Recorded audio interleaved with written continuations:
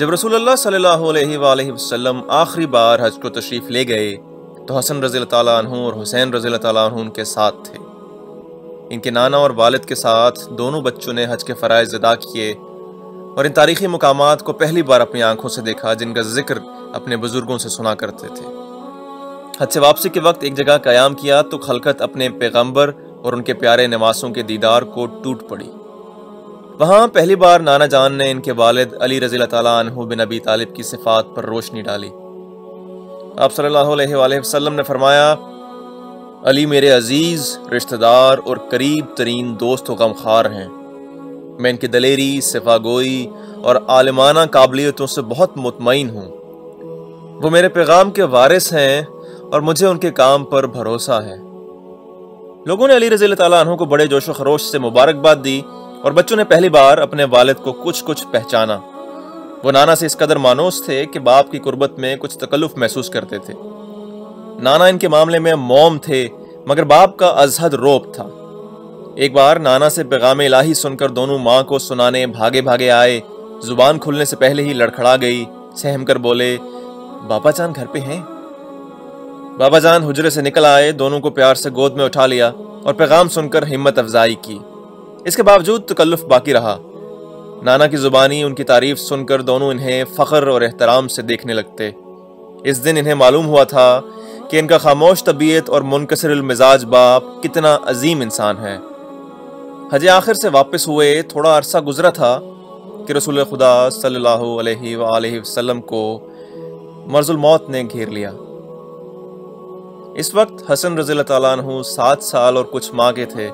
حسین رضی اللہ تعالیٰ عنہ اس سے قریب سال بھر چھوٹے تھے۔ جو نانا کی علالت میں شدت ہوتی گئی، سارے گھر کی بے چینی اور پریشانی بڑھتی گئی۔ ماں کی آنکھ سے آنسو نہ تھمتے تھے۔ بابا جان گھبرائے اور پریشان دن رات تیمارداری میں لگے رہتے۔ بچوں کا غم سے عجیب حال تھا، بار بار اپنے نانا کے سینے پر سر رکھ کر سسکیاں بھرتے۔ بچوں کو دیکھ کر ان کی تکلیف کم ہو جاتی، مسکرا کر انہیں تسلی دیتے۔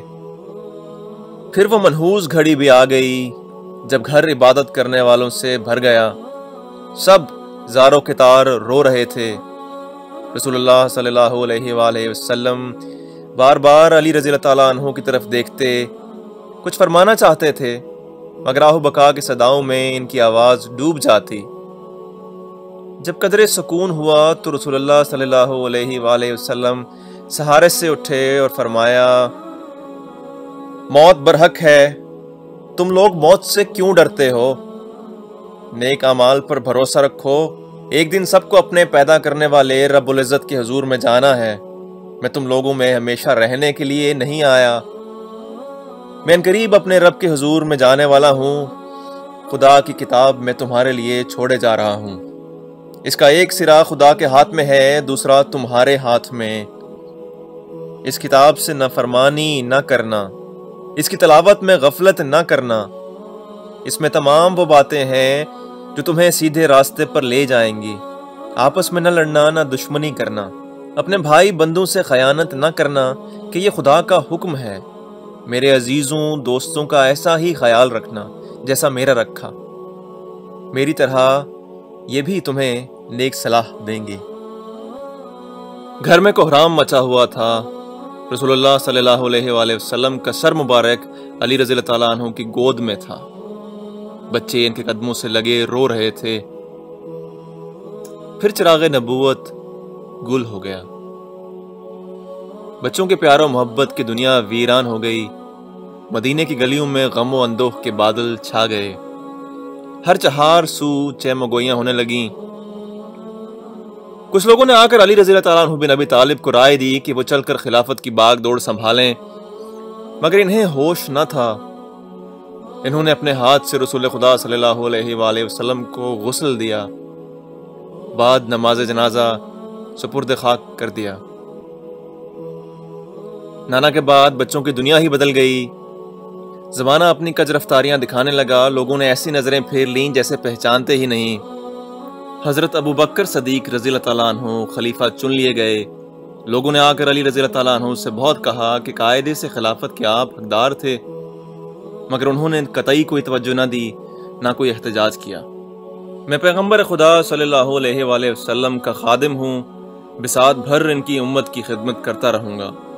علی رضی اللہ تعالیٰ عنہ سے عقیدت رکھنے والوں کو یہ بات ناگوار گزری، وہ ان کی خاطر جانیں دینے کو تیار تھے، مگر علی رضی اللہ تعالیٰ عنہ نے خون خچر سے نفرت کا اظہار کیا اور اب ان کا زیادہ وقت قرآن کے مطالعے اور تدوین میں گزرتا۔ مگر علی رضی اللہ تعالیٰ عنہ کی فضیلت کسی سے پوشیدہ نہ تھی۔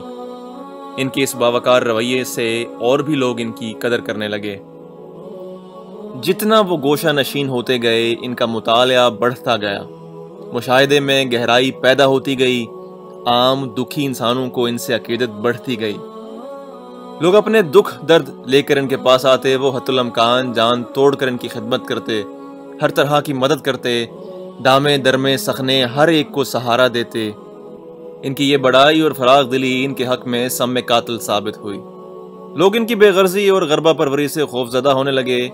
علی رضی اللہ تعالیٰ عنہ عوام کے دلوں سے قریب ہیں، یہ بات آگے چل کر بڑی اہم صورت اختیار کر سکتی ہے۔ بچوں کی تو جیسے دنیا ہی بدل گئی۔ وہ بچے رسول اللہ صلی اللہ علیہ وآلہ وسلم کے کاندھوں پر سوار ہو کر مدینے کی گلی کوچوں میں نکلا کرتے تھے، اب گوشہ نشین ہو گئے۔ علی رضی اللہ تعالیٰ عنہ کو جو وقت بھی اپنے مطالعے سے ملتا، وہ بچوں کی تربیت پر صرف کرتے۔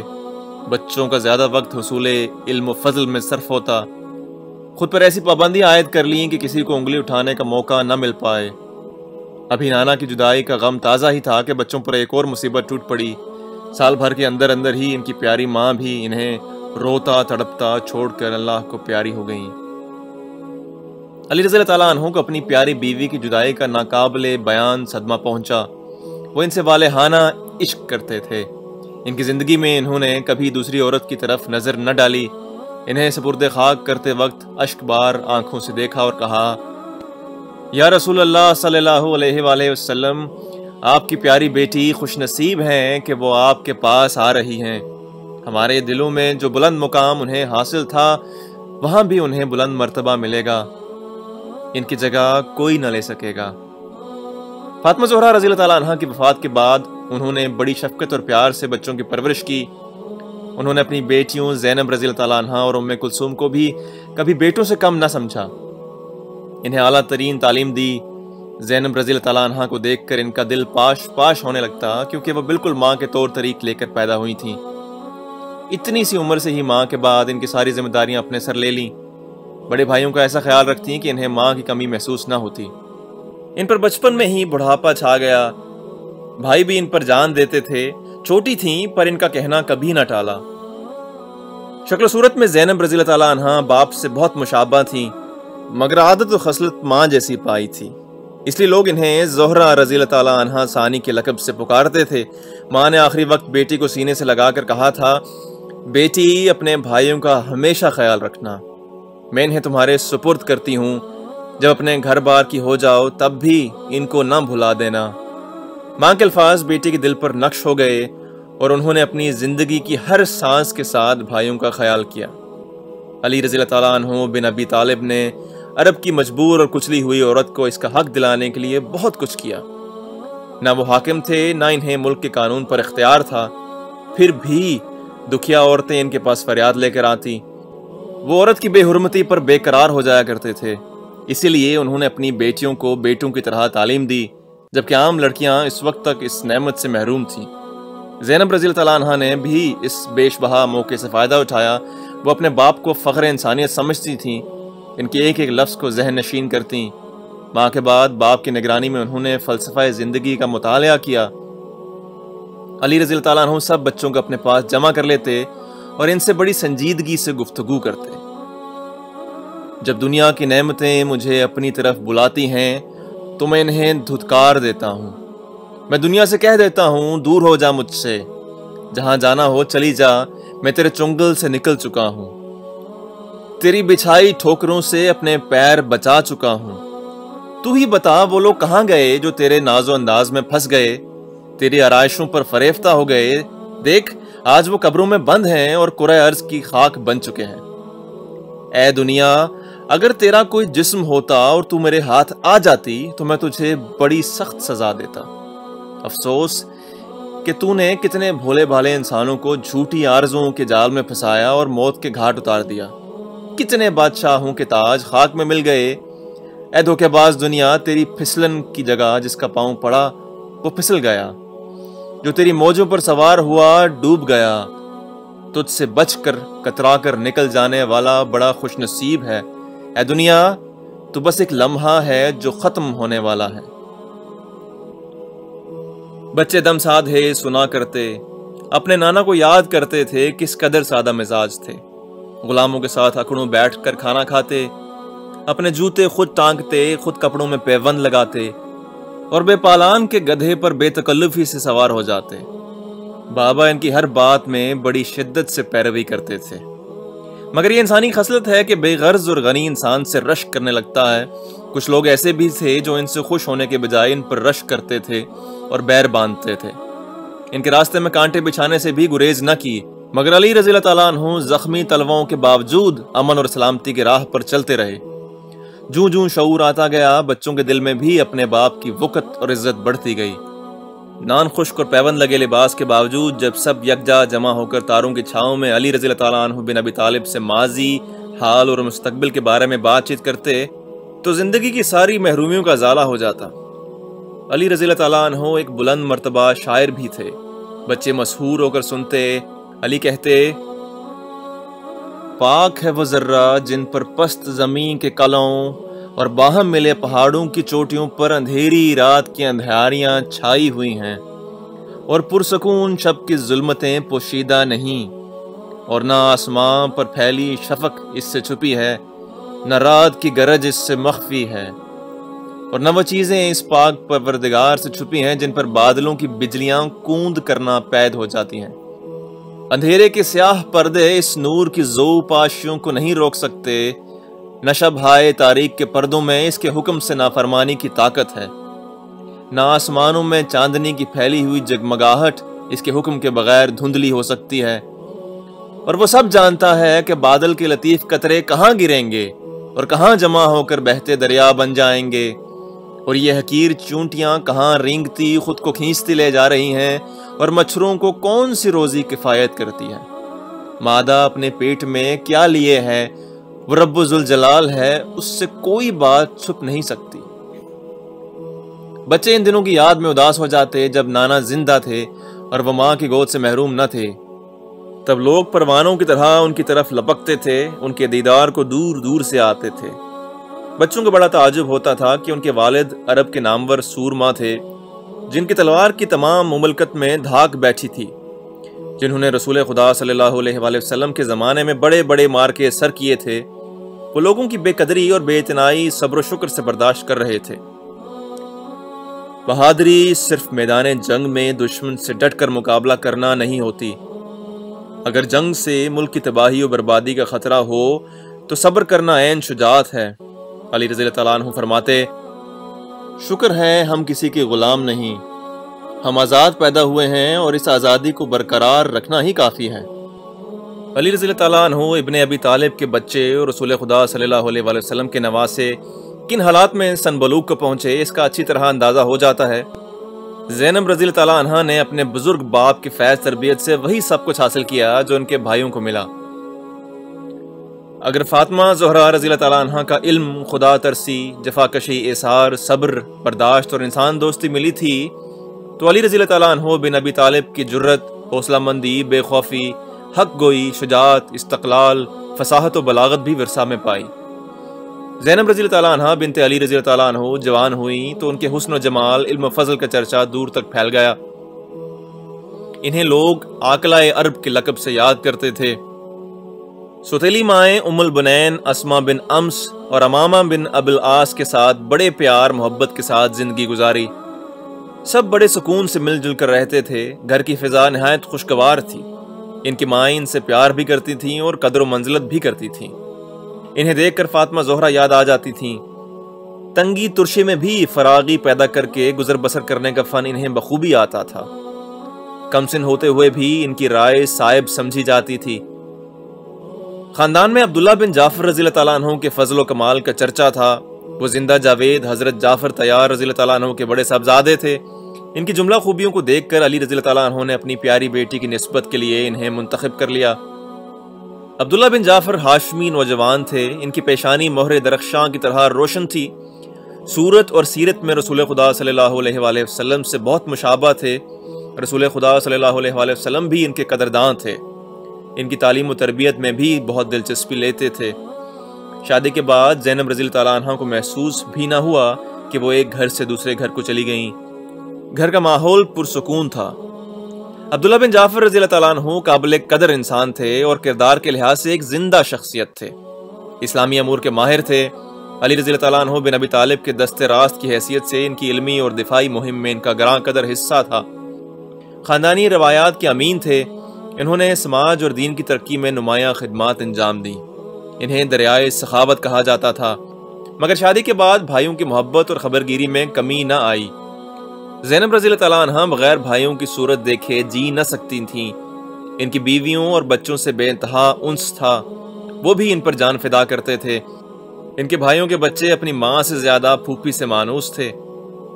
وقت گزرتا رہا۔ حضرت عثمان رضی اللہ تعالیٰ عنہ کی شہادت کے بعد علی رضی اللہ تعالیٰ عنہ بن ابی طالب کے سوا کوئی رہنما نظر نہ آتا تھا۔ حالات ایسے بگڑ چکے تھے کہ قابو میں لانے کی کوئی صورت نہ تھی۔ لوگ جوک در جوک ان کی طرف آنے لگے، مگر انہیں ایسی گوشہ نشینی کی عادت ہو گئی تھی کہ ہجوم سے وحشت ہوتی تھی۔ جب لوگوں کی طرف سے تقاضا بڑھا تو قبیدہ خاطر ہو کر کہنے لگے، میری جان چھوڑو، کسی اور کو تلاش کرو۔ تم لوگ اتنے خود سر ہو چکے ہو کہ جیسے بے مہار اونٹ۔ تم جانتے ہو میں بہت سخت گیر ہوں، مجھے اپنا امیر بناؤ گے تو پچھتاؤ گے۔ میں تمہیں ہرگز کسی قسم کی چھوٹ نہیں دوں گا۔ مجھ سے تم کوئی رعایت کی امید نہ رکھنا۔ ہمیں منظور ہے، لوگوں نے یک زباں ہو کر کہا، پھر بھی انکار کرتے رہے تو لوگوں نے شور مچانا شروع کر دیا۔ یا علی رضی اللہ تعالیٰ عنہ، آپ دیکھ رہے ہیں قوم پر بڑی آزمائش کا وقت آن پڑا ہے۔ آپ کو اسلام کی تباہی کا بھی خیال نہیں، اس شر کے سیلاب کو روکنا آپ کا فرض ہے۔ علی رضی اللہ تعالیٰ عنہ پھر بھی ہچکچاتے رہے۔ وہ جانتے تھے سب خود غرض ہیں، جاہ پسندی کا چسکا پڑ گیا ہے، ذہنوں پر مادہ پرستی کی غلاف چڑھے ہوئے ہیں۔ حکومت کو مطلب براری کا وسیلہ مانا جاتا ہے، خلافت کو ملک گیری کا کھلونا بنا لیا ہے۔ کم ظرفی لوگوں کے دلوں میں پنجے گاڑ چکی ہے۔ ایسی صورت میں ذہنوں کو موڑنے اور طبیعتوں کا رخ بدلنے میں لوہے لگ جائیں گے۔ وہ انہیں غور کرنے کی مہلت بھی دینا چاہتے تھے۔ کل کو اٹھ کر یہ نہ کہنے لگیں کہ گھبراہٹ میں کچھ سوجا نہیں۔ بیعت دل سے اور یقین کے ساتھ ہونا چاہیے، ہنگامی جذبہ اور وقتی ضرورت کے زیر اثر نہ ہونا چاہیے۔ لوگوں، اچھی طرح کان کھول کر سن لو، اگر تم نے مجھے اپنا امام بنانے کا فیصلہ کیا تو میں تمہارا اعلیٰ کار نہیں بنوں گا۔ تم مجھے اچھی طرح جانتے پہچانتے ہو، پرکھ چکے ہو، میں اصولوں کا پکا ہوں۔ قرآن اور سنت کے سوا کسی مصلحت کے آگے ہتھیار نہ ڈالوں گا۔ اگر تم نے کسی اور کو چن لیا تو میں ایک مثالی شہری کی طرح تمہارے فیصلے کا احترام کروں گا، لیکن اگر مجھے منتخب کرتے ہو تو یاد رکھو میں کسی کے ذاتی مفاد میں کوئی دلچسپی نہ لوں گا۔ میں سخت گیر ہوں اور تم منمانی کے عادی ہو چکے ہو، میری سختیاں نہ جھیل سکو گے۔ یہ سن کر ان کے مداحوں کو اور بھی جوش آ گیا۔ لوگ بیعت کے لیے ان پر ٹوٹ پڑے۔ وہ حملہ ہوا، ایسی گھمسان ہوئی کہ اپنے پرائے کا ہوش نہ رہا۔ ابائیں پھٹ گئیں، سروں سے امامے کھل گئے، جوتوں کے تسمے ٹوٹ گئے۔ عورتیں اپنے مردوں کو گھسیٹ گھسیٹ کر لانے لگیں۔ وہی ہوا جس کا ڈر تھا۔ علی رضی اللہ تعالیٰ عنہ بن ابی طالب کا دور خلافت شروع ہوتے ہی بنی امیہ نے سر اٹھایا۔ وہ اس عرصہ میں اتنے طاقتور ہو چکے تھے کہ کسی کو خاطر میں نہ لاتے تھے۔ ہر طرف خاک اڑنے لگی اور علی رضی اللہ تعالیٰ عنہ کو ایک دن چین نصیب نہ ہوا۔ سب سے پہلے تو حضرت عثمان غنی رضی اللہ تعالیٰ عنہ کے قتل کا الزام لگایا گیا۔ 37 ہجری میں علی رضی اللہ تعالیٰ عنہ بن ابی طالب اور معاویہ بن ابی سفیان کے درمیان قصاص عثمان رضی اللہ تعالیٰ عنہ کے نام سے جنگ ہوئی۔ امیر شام آہستہ آہستہ طاقت پکڑتے جا رہے تھے۔ اب وہ بالکل ہی خود مختار ہو گئے اور علی رضی اللہ تعالیٰ عنہ کے ہاتھ پر بیعت کرنے سے انکار کر دیا۔ جب حضرت عثمان رضی اللہ تعالیٰ عنہ پر قاتلوں نے حملہ کر دیا تو ان کی زوجہ حضرت نائلہ نے انہیں بچانے کے لیے ان پر اپنے ہاتھوں کا سایہ کر دیا۔ ان کی انگلیاں کٹ گئیں۔ امیر معاویہ نے وہ انگلیاں اور خون میں ڈوبی ہوئی ابا کو مسجد کے ممبر پر لٹکا دیا۔ ماتم ہوا، زور و شور کی تقریریں ہوئیں۔ خون عثمان رضی اللہ تعالیٰ عنہ کا قصاص لینے کی شرط پر اپنے نام کی بیعت لی گئی۔ اس طرح پہلی بار مسلمانوں میں پھوٹ کا بیج بویا گیا اور اعلان جنگ ہو گیا۔